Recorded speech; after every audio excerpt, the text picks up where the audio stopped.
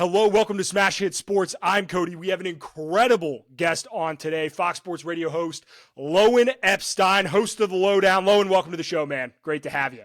Yeah, thanks for having me, Cody. It's good to be on your show, man. Yeah, it's a little overdue considering I've been on yours 15 times probably at this point, and yeah, we needed to get you on. Yeah, you are a frequent flyer on Fox Sports Radio. We love having you on, and I appreciate all the work you've done for me. So looking forward to having some good discussion with you here today, man. Yeah, let's start. We got to finish up the college football discussion. As much as I love this sport and I could talk about it every day for the rest of time, it is college basketball season. And I'm mentally starting to transition, but there are a couple things college football wise that I'm just so excited to talk about. The Indiana Cignetti story, the whole 9 yards. What, as a neutral observer, because I watched it, I live in Indiana. Granted, I'm not a Hoosier, but I live in Indiana, so I was rooting for Indiana to win that game. What was that like watching that story as a neutral party? I said it on my show. I think you could really call it one of the great American sporting achievements. I don't know if we've really seen anything like it. I mean, for Curt Cignetti to come in talking the way he did and to finish it all off like that with Mendoza, it's pretty incredible. I think it's going to be interesting next year. Josh Hoover coming in there. You and I discussed that a little bit on my show. If they're going to be able to replicate it, I have no reason to think that they can't. But just as a neutral observer, totally unprecedented. Out here, I'm in Colorado, obviously, and we do a lot of discussion around Colorado and Deion Sanders. And I got to say, man, Curt Cignetti coming in there like that as, somewhat of a no-name guy. Obviously, if you watch college football like you and I do, you might have known who he was. But pretty much a no-name guy, man. For him to turn that program around in 2 years, it's bad for guys like Deion Sanders. That is what I will say. It is bad for highly paid coaches like that. It's bad news for really anybody who hasn't got the job done up to this point. Yeah, the way I looked at it is this is the best and worst thing to happen to college football. It's the best because there are now 136 FBS teams that have hope, right? If Indiana, the losingest program in the history of sport, can do it, anybody should be able to do it. It's bad because anybody who had an excuse as to why they couldn't do it where they're at, those excuses just went out the window. Like the Lane Kiffins of the world, it's I couldn't do it at Ole Miss, so I need to move up. It's like, really, was that the problem or were you the problem? But the I win, Google me, him introducing himself at an Indiana basketball game saying we're going to beat Purdue and Michigan and Ohio State. It's one of the greatest called shots in the history of sports. I don't think we've ever had, obviously there's the great Gambino pointing the bat over the foot, but we don't have footage of that, right? So there's no, I think, is there ever been somebody who has called their shot in the same way that Curt Cignetti did? Because I can't think of any. I mean, no, I think it's up there just in terms of swagger. I would compare it to Michael Jordan closing his eyes at the free throw line. That was just during a random game, but it's kind of a clip that you replay even to this day, as one of the coolest things that we've seen. I think that's kind of how that Curt Cignetti quote will be remembered. We'll be talking about that years from now, and you'll probably see coaches try to replicate it too. You'll see coaches come in, try to, act cocky and come in with some confidence like that, and they will fail. I don't think you're going to see anything like this happen in a long time, man. It's just unprecedented, like I said. Yeah, it's a once in a lifetime story, which is crazy that there's already a movie called Hoosiers, and they're gonna have to have another title for this one because I don't know what you call it. Hoosiers 2, Too Fast 2 Hoosiers. Who knows? It's gonna be Undaunted. I know that it's gonna be Undaunted, and I hate that. Now, Cody, I got to ask you, man, I didn't press you too hard on my show about it because, I know you're a Notre Dame guy, and I know, you guys are, to a certain extent, still licking your wounds from the national championship last year. But what was, you say you were happy to see Indiana get it done. Do you actually mean that? Because, man, if I was a Notre Dame fan and I watched my team try and try for as long as they did, I'd be a little bit pissed off if Indiana came in there and flipped it around in under 600 days. I mean, I would be a little ticked off. Does it hurt knowing that I'm 30 years old. I've never seen my team win a national title. What really pisses me off, and it's not the Indiana it's not Indiana fans. It is there are people that I've grown up with my entire life that there were Notre Dame football, Indiana basketball fans. I hated those people. It was the most how do you bandwagon within a state in which both of those teams have not won national titles in 30 years. Now, obviously, Indiana basketball has made some runs in my lifetime, but never won it all since I've been alive. And Notre Dame football has made some runs in my lifetime and never won it all. And then for those people to be like, oh, well, I've always been an Indiana football guy. No, you weren't. No, you weren't. You rooted for the better team, and now that Indiana was the better team this year, you're hopping on that bandwagon. That's bullshit. I hate those people. However, in terms of Indiana fans, I have a buddy of mine, Lowen, who went and was looking up prices for him and his dad to go to the Pinstripe Bowl because he had never at any point in his adult life seen Indiana win a bowl game. And we were in our 20s when that Pinstripe Bowl happened. It's one of those things where they were such a down bad franchise, such a down bad institution. It'd be like if you were a Bears fan and the Lions made it to the Super Bowl and won it. There are worse things. If it was a Lions Patriots Super Bowl, and you're a Bears or a Packers fan, are you really rooting for the Patriots to get an eighth? Is that actually what you're rooting for? I don't think so. I think you would root for the underdog. And that's basically my take on it. And then as a neutral college football fan, I love college football. That story is much more compelling to me than a Miami who paid Carson Beck $4 million to come in and try to win that way. I don't know. It's just not, it doesn't tickle my fancy the same way that Indiana does. But does it? Am I a little pissed off deep down in the deep recesses of my brain? Yeah, I do. I do hate it. I do think, though, just back to the start of the discussion, I do think it is very good for college football. But just because of what you said, though, you have to think any team right now feels like they can do it too. I mean, the discussion in the offseason is going to be a lot different, than when Alabama and Georgia were going at it back-to-back years, 3-4 years in a span of a short amount of time. You know what I'm saying? There definitely is going to be a different discussion around not only just the SEC, which we talked about, Greg Sankey, but college football as a whole. I think it really is good for college football. So, yeah, it's so weird that the Big Ten has 3 different teams over the course of 3 years have won a national title. And you haven't seen that outside of there was the SEC when Bama won it, Georgia won it, LSU won it. And the top of the SEC has been and will be always, they will always be great. The Big Ten hasn't had this. The Big Ten has historically had Penn State be really good, but never good enough. They've had Michigan, who in my, the last 30 years, they've been good for 4 of them.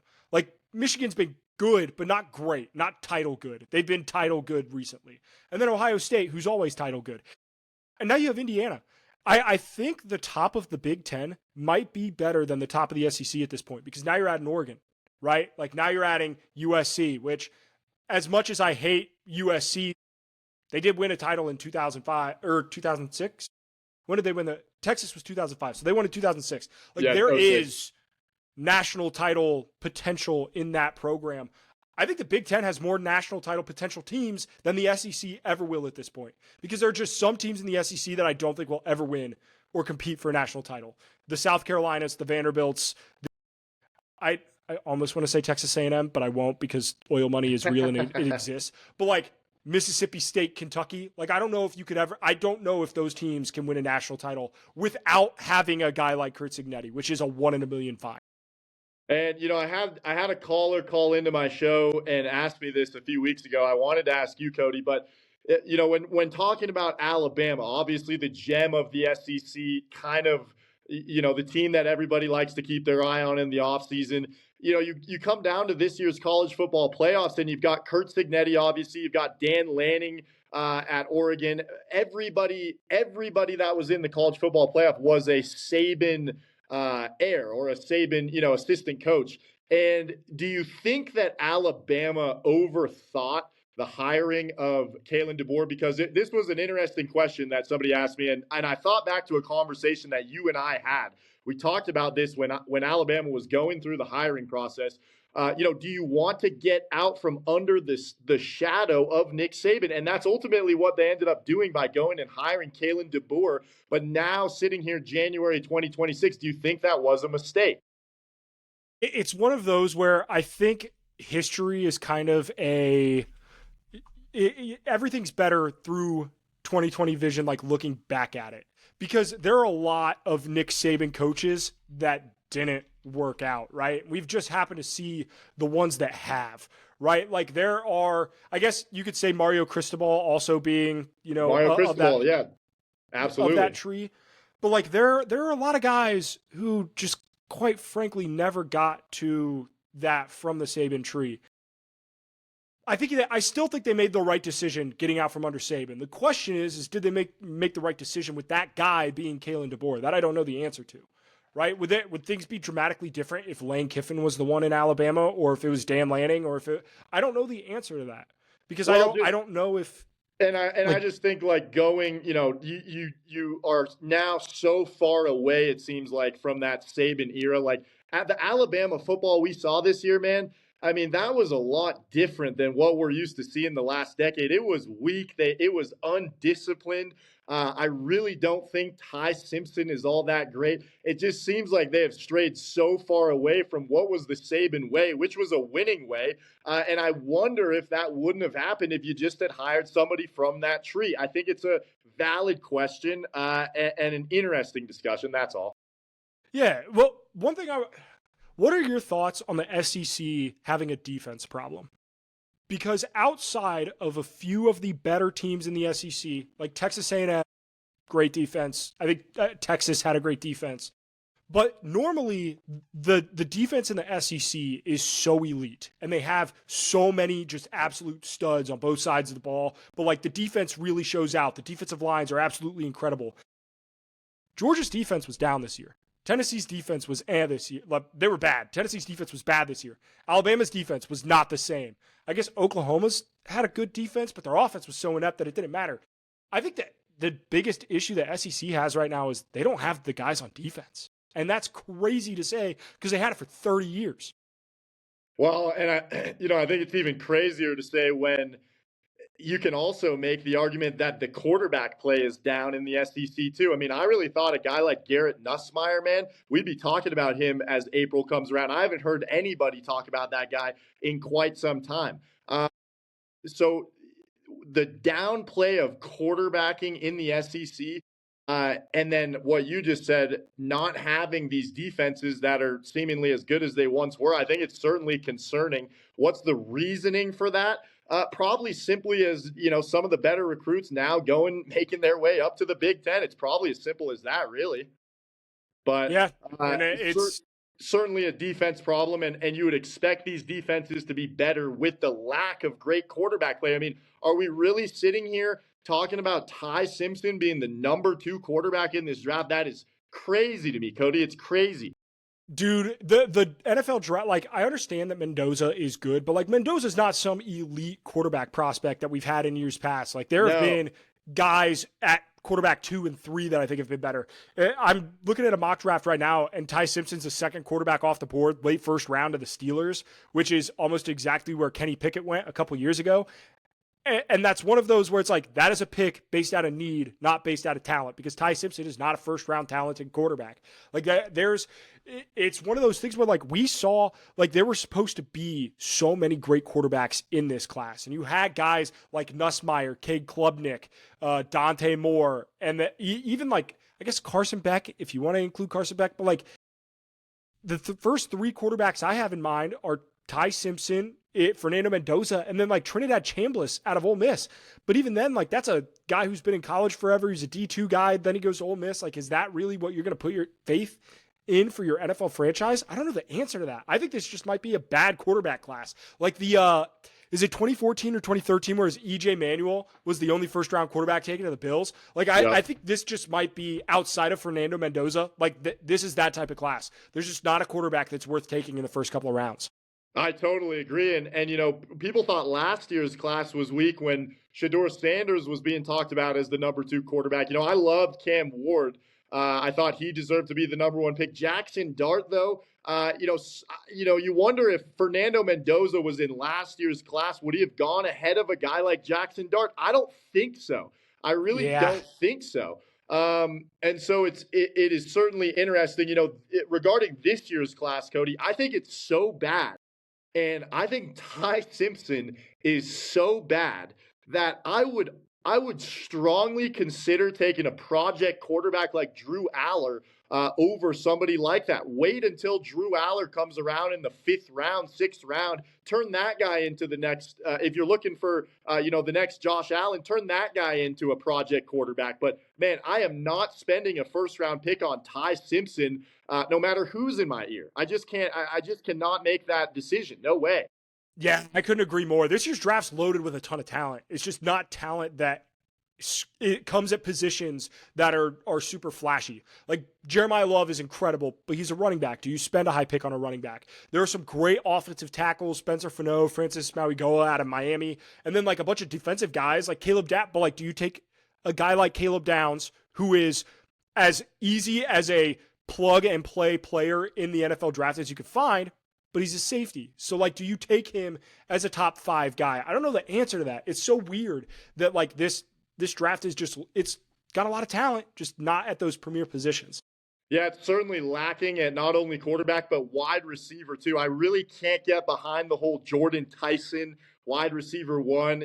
I know I probably sound like a little bit of a hater here, Cody, but it's just not, it doesn't really move me. The quarterbacks and the wide receivers do not really move me in this draft, but there are a lot of good players, like you were saying. I do think you take Caleb Downs 5 overall. I think if you're the New York Giants, that's actually a perfect pick for the New York Giants, honestly. I know we're going to be doing plenty of draft talk, you and I, as we lead up to April. But yeah, I do think you take Caleb Downs. I think he's a much better prospect than Travis Hunter. I'm saying that as somebody who watched Travis Hunter here in Colorado, covered him while he was at Colorado. I think Caleb Downs is a much better DB prospect. He's much more of a pure DB. I really didn't like taking Travis Hunter last year as high as the Jaguars did. And obviously I was right. The guy couldn't stay on the field. I think he's still undersized. I think it's irreprehensible to expect a guy to play both sides in the NFL at a full-time rate. I think you're crazy if you're the Jaguars. But I think Caleb Downs is one of the best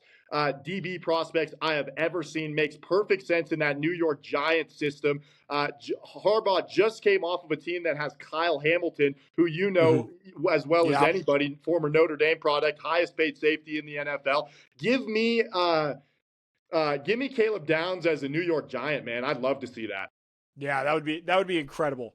Let's get out of football for a little bit. Go to college hoops. I need to talk about Great Plains basketball, and essentially anywhere in Mountain Time is playing some incredible hoops right now. You have teams BYU, Houston, Arizona.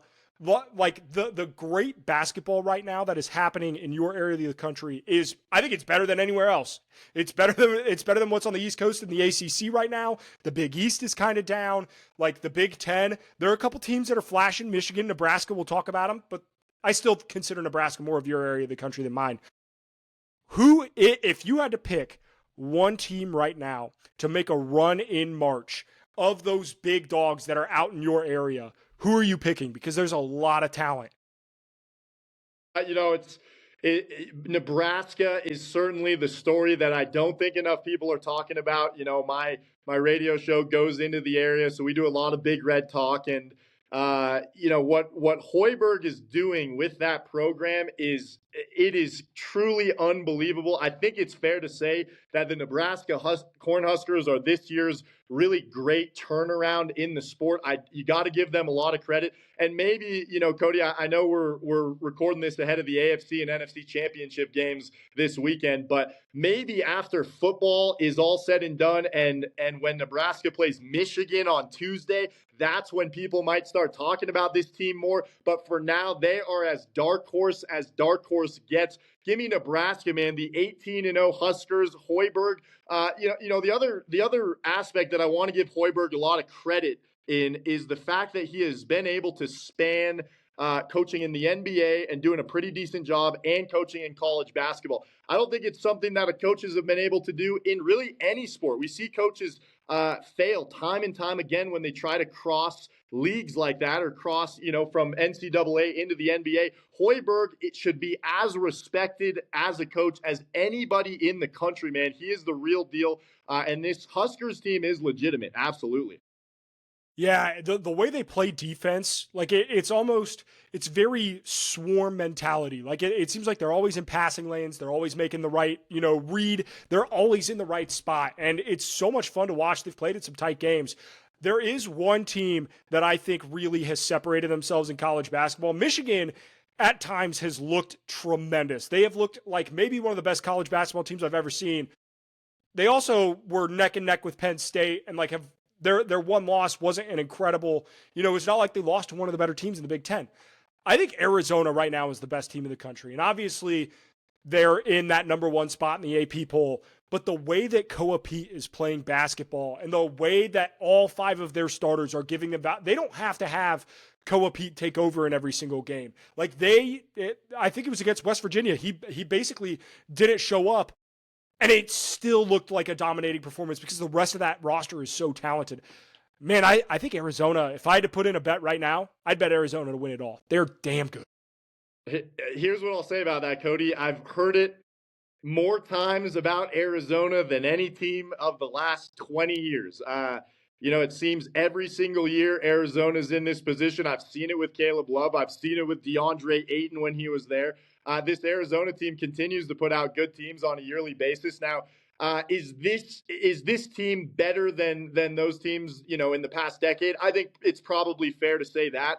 But man, for me to put the chips in on Arizona, they're just kind of frauds, man. I feel the same way about them, the same way I do about Gonzaga when they come out as the number one team of the West Coast Conference every year. I just don't know if I'm buying it, Cody. It's hard for me to bet on Arizona when they continually let you down on a yearly basis. I think the team that probably not enough people are talking about is actually Houston. And, I know that's not necessarily the Mountain region, but that's Big 12. Doesn't feel like anybody's talking about Houston. Doesn't feel like anybody's talking about Kelvin Sampson. And I remember talking to you after the national title last year. I asked you specifically, do you think this was the last shot for Kelvin Sampson? He was getting old.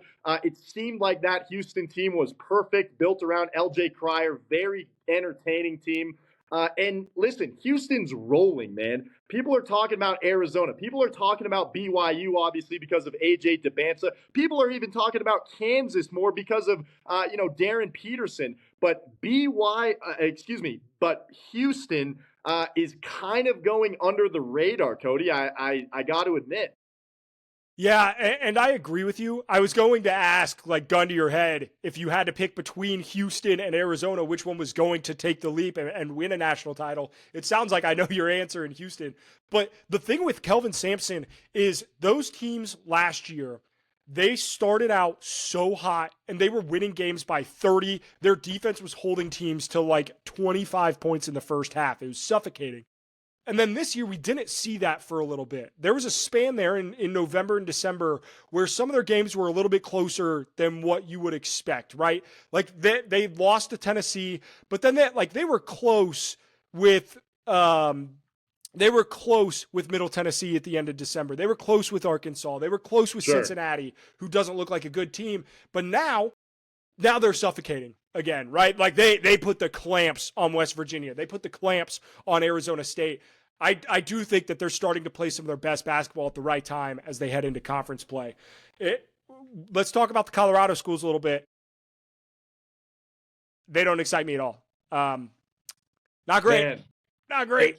I'll tell you, Cody, it's been, I don't want to say fascinating, but really an interesting year, especially for CU. Tad Boyle. It started off really hot for CU. They looked really good. They had a lot of promise.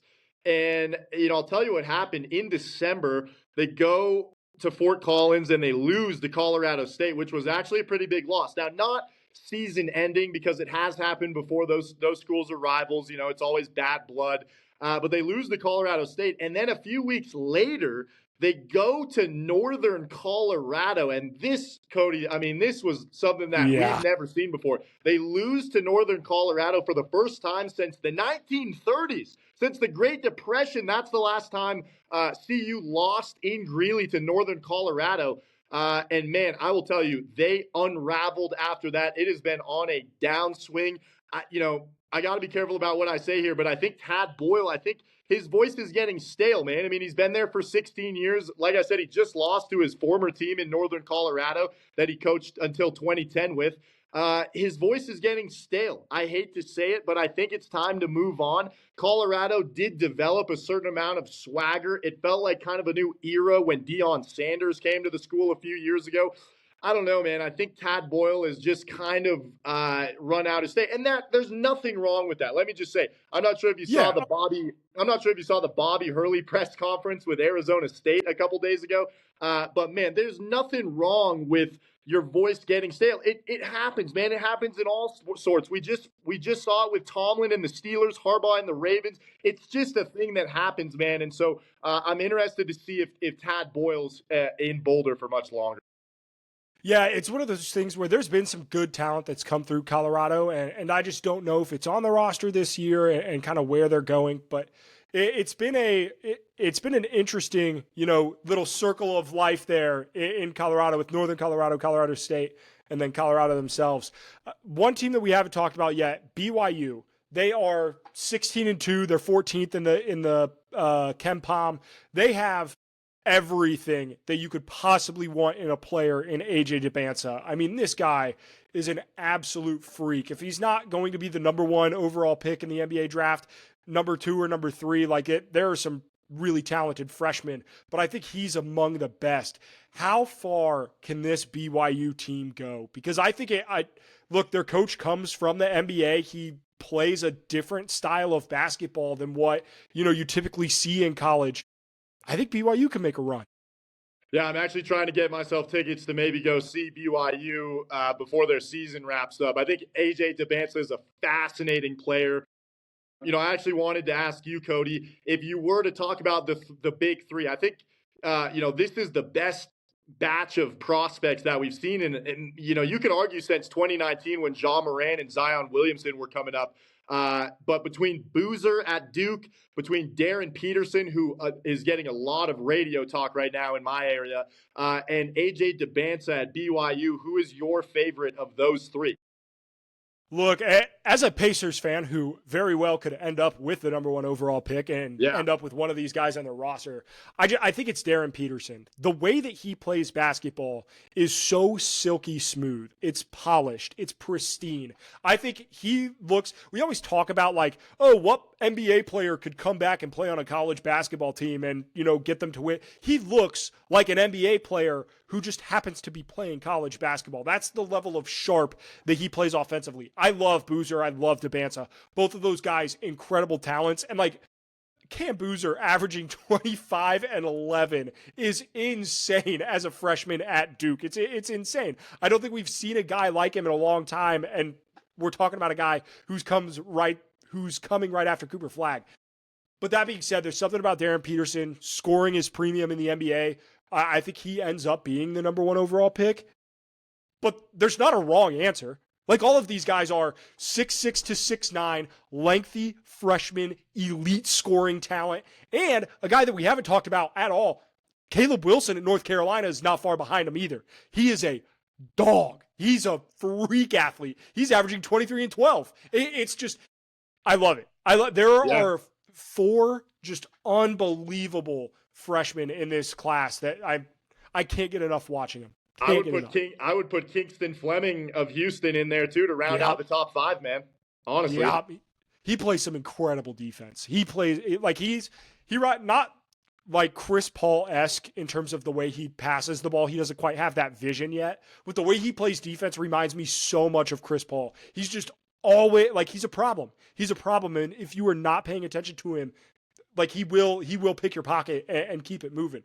The other guy that I think we haven't talked about a little bit, but Mike Brown Jr. out of Louisville, when he is healthy, he's been absolutely incredible. Unfortunately, he's been a little banged up, and Louisville's schedule has not, or record has kind of suffered because of that, but he's damn good too. The other thing, Cody, that I think is really important to note, just for any college basketball fan, for any college basketball junkie, this is an extremely important draft class. This is a really important year for college basketball, in a year where we are seeing essentially a Wild West, in a year where we're seeing all these European players come over. We've heard Coach Cal talk about it. We've heard Doug Gottlieb over at Green Bay talk about it extensively as well. Like, this is a really interesting time in college basketball. And to have these guys, the big three, Debanza, Boozer, and Darren Peterson, I mean, those are American-bred players that came up the right way. They didn't play in Europe. They weren't playing pro basketball. They played prep hoops. That is what we need to try to get back to in the college basketball realm. And, it's a really good thing for the sport to have three really solid American players that are going to go probably 1, 2, and 3 in the draft. It's a huge thing. And, I mentioned 2019 earlier. A lot of people felt that way about Zion Williamson coming out of Duke, as well as John Morant when he was at Murray State. Both of those Duke guys there, they had a trio who were supposed to kind of usher in the new era of American basketball, and they have failed, man. Zion Williamson has failed. John Morant is doing, grenade celebrations. He's not the epitome of what we want American prep sports to be. So I just want people to know that this is a very important year for college basketball, and we should all be reveling all three of those guys as really great players that they are. What are your thoughts on the international guys coming over to play college hoops? I'm not against it, right? Like, I see the way Illinois has constructed their roster it's weird, it's different, but I'm not against it. It makes for some great basketball. I don't love the 24-year-old guys coming over and playing, right? Like, if you're still of college age, which is it's so subjective, but like, I do think that should matter a little bit. What are your thoughts on there being so many guys coming over? Because now it pays more to come over and play college hoops than it does to play pro in the Euros. Cody, it honestly doesn't bother me that much, especially when we have years like this, when we prove that, the American prep system can still produce guys.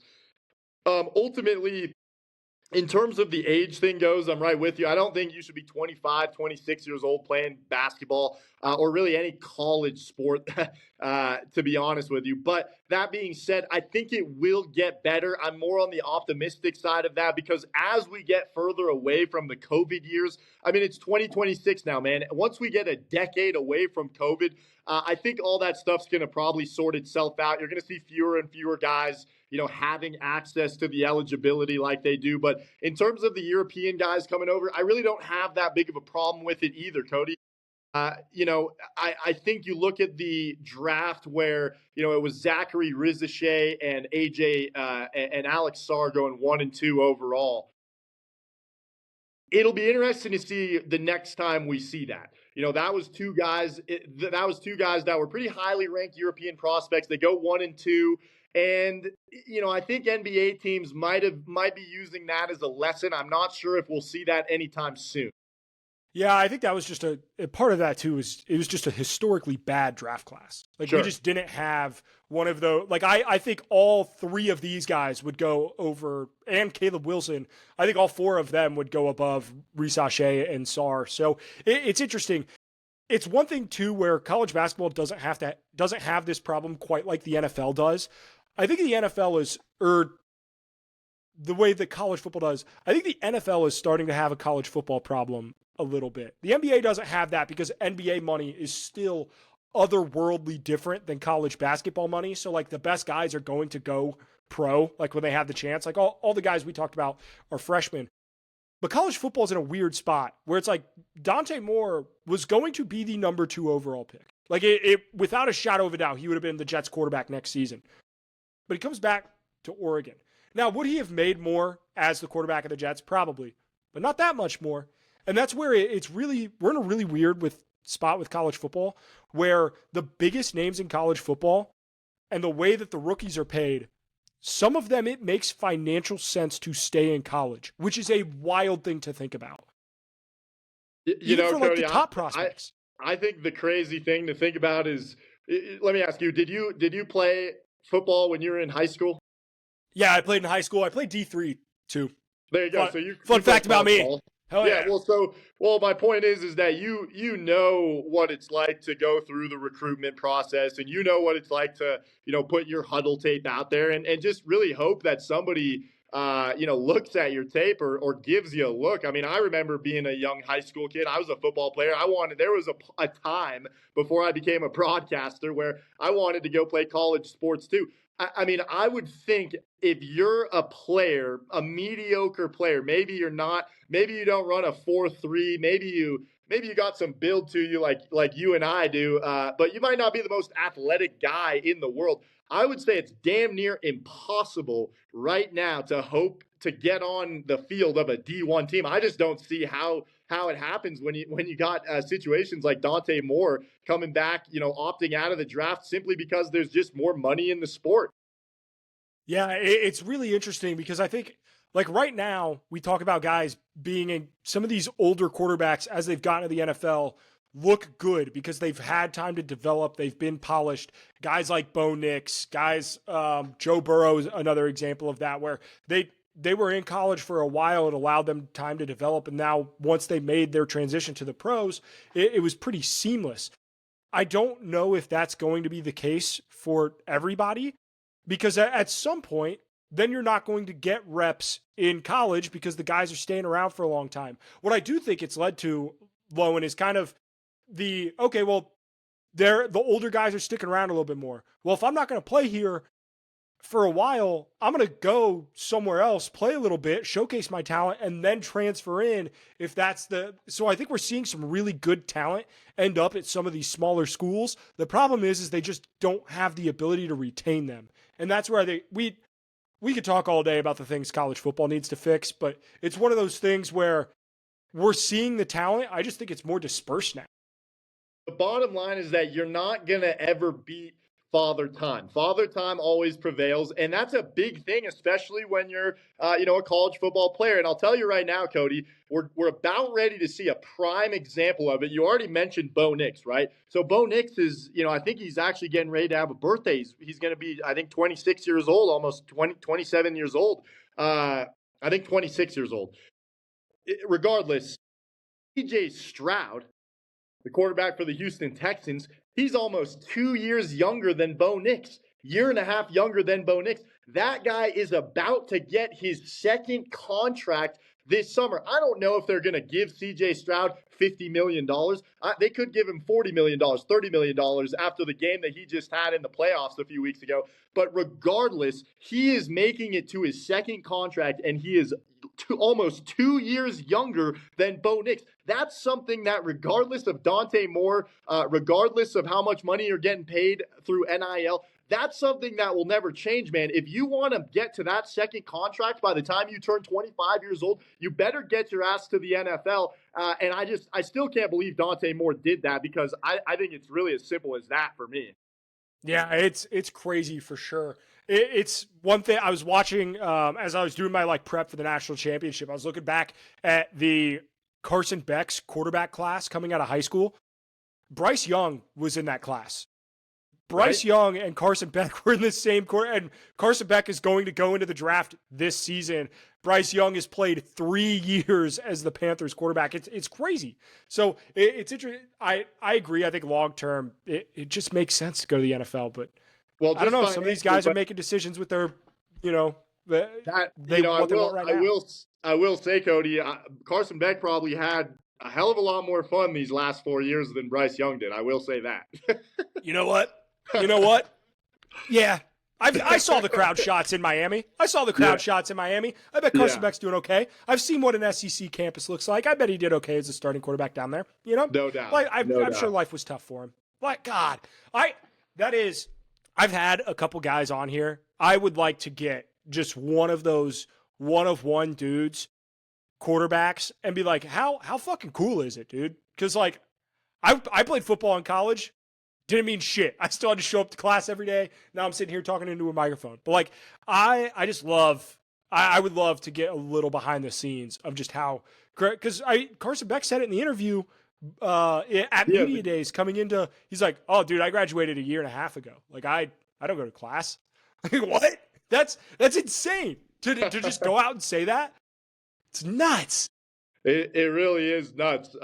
And you know, I talked a lot about Carson Beck and whether or not his previous experience and really just his veteran presence was going to be a big thing for that Miami team this year, and obviously it was. And so, yeah, I think there's certainly something to be said after Miami goes to the national championship about sticking around. I think Dante Moore is really looking at Carson Beck as what he wants to do next year. Crazy as that may sound. Yeah, and look, Oregon's going to be a problem next year. They're going to be a problem next year, and I'm excited to watch. So, Lowen, thank you for coming on. I appreciate it, brother. Before we go, this is going to come out next week. The AFC and NFC championship games have already been played. However, I'm going to use this opportunity to make you either look like a fool or a genius. Who's playing in the Super Bowl next year or this year, and who's winning it?